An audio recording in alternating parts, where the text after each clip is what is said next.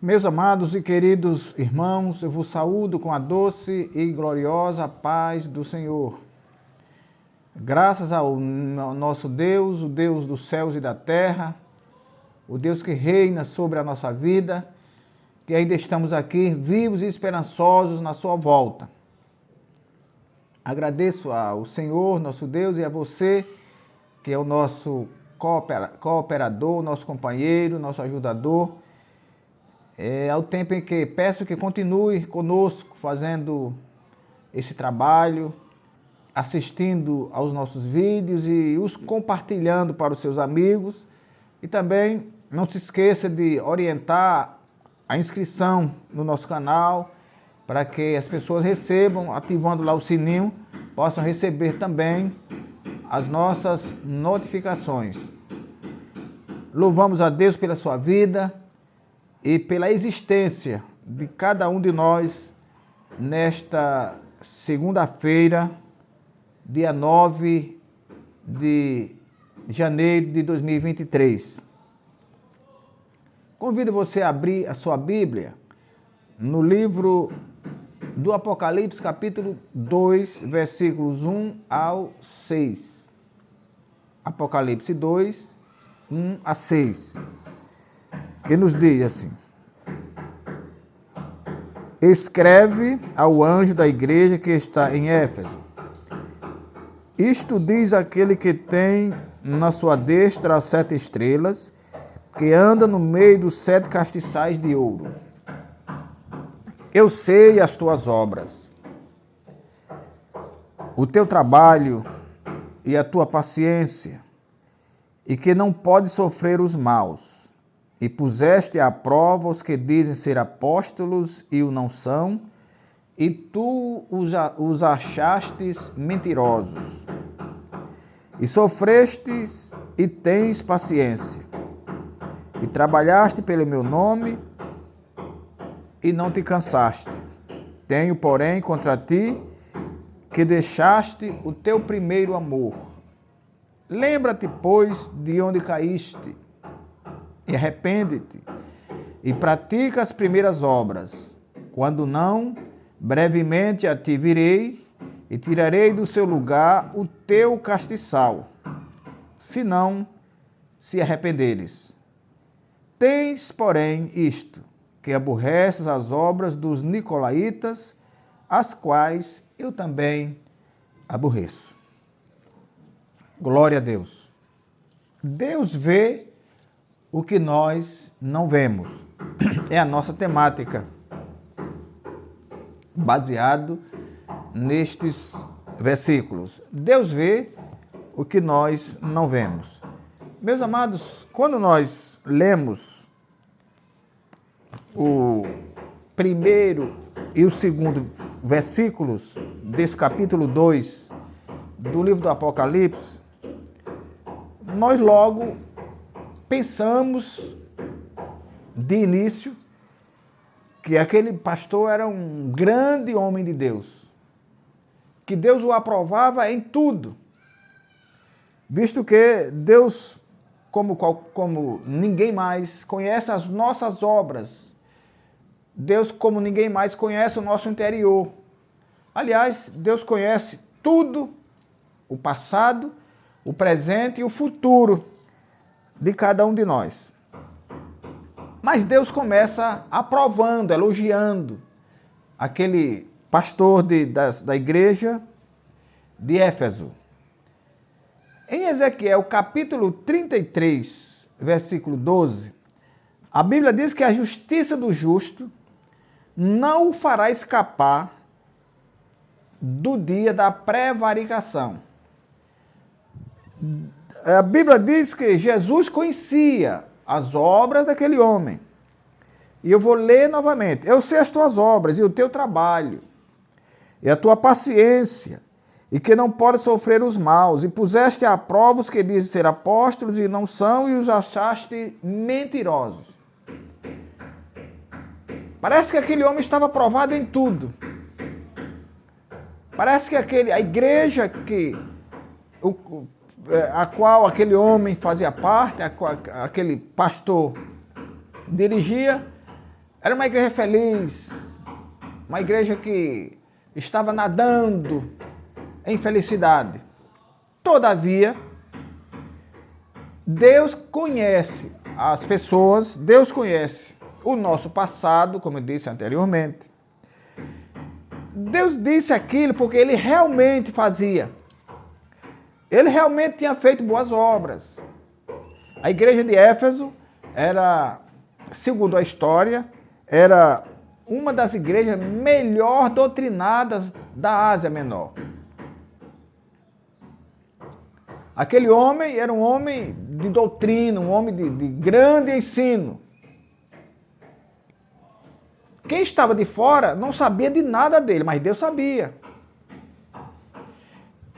Deus vê tudo que nós não vemos. Quem estava fora dizia, não, este homem é o homem completo, é o pastor completo. É o pastor que toda a igreja queria ter. Porque nós não conhecemos o interior das pessoas. O que está oculto nas pessoas nós não conhecemos. Mas Deus conhece. Apesar dele ser tudo isso que Deus disse aqui, que a Bíblia diz, isso é verdade, tudo isso aqui ele era. Mas Jesus depois diz, tenho contra ti que deixaste o primeiro amor. Deixaste o primeiro amor. Eu poderia decifrar aqui como o tríplice amor. Ele havia deixado o amor a Deus. Porquanto ele estava caído. Ele havia deixado o amor a ele mesmo. Porque as pessoas que pecam, as pessoas que estão em pecado, as pessoas que querem esconder do seu semelhante, do seu próximo, o seu pecado, mas de Deus não esconde, essas pessoas não amam mais a si mesmas. Porque elas sabem que estão em pecado, elas sabem que estão afastadas de Deus.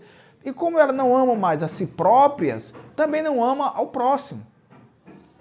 Glória a Deus. E também ela já perdeu o tino pela obra de Deus. Ela perdeu o amor pela obra de Deus. Essa pessoa faz as coisas agora mecanicamente. Já está na rotina dela fazer aquilo todo santo dia. Pegar a Bíblia, ir para a igreja, às vezes até construir igrejas, visitar, mas está caído. Repare que a Bíblia diz que ele havia deixado o primeiro amor e agora ele diz, lembra-te, pois, de onde caíste. Então, essa falta da lembrança, essa condição de ter deixado o primeiro amor, não era uma crise que havia ali com alguém, com algum irmão, não era uma crise, quem sabe, no casamento, não era uma crise de falta de dinheiro, não era nada disso, era pecado mesmo. E a Bíblia diz, lembra-te de onde caíste e arrepende-te. Então Deus dá aqui duas condições para aquele pastor. A primeira, lembrar de onde caiu e se arrepender. Se arrepender para continuar na igreja, para continuar no trabalho. Mas ele não tinha o direito de continuar sem se arrepender. Deus queria que ele se arrependesse para continuar. Porque ele não tinha a partir dali o direito de continuar sem se arrepender. Glória ao Senhor. Meus amados irmãos, isso é triste. Constatarmos que há muitas pessoas assim. Mecânicas. Trabalhando para as pessoas que não conhecem o íntimo do coração. Parece que são perfeitas, mas estão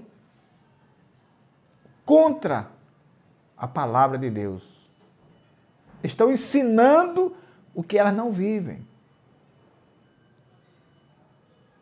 A Bíblia orientou, ou Jesus orientava os discípulos a fazer tudo que os fariseus mandavam, mas não andar como eles, mas não proceder como eles. Esse estava assim. Ele também era um grande ensinador, praticava grandes obras, ou havia praticado. Tem um grande trabalho, tem um grande carisma na igreja, era bem aceito na igreja, mas estava caído. Precisava se levantar. Lembra-te de onde caíste e pratica as primeiras obras. Quando não, a ti virei. É aquilo que eu digo, se arrependa se quiser continuar. De outra forma, eu vou tirar... Veja o que a Bíblia diz. Virei e tirarei do seu lugar o teu castiçal. Deus já havia tirado ele da igreja. E agora a Bíblia diz que ele viria tirar a igreja dele. Se não se arrepender, Deus viria tirar a igreja dele. Ele estava lá na frente, mas não estava mais na vontade de Deus.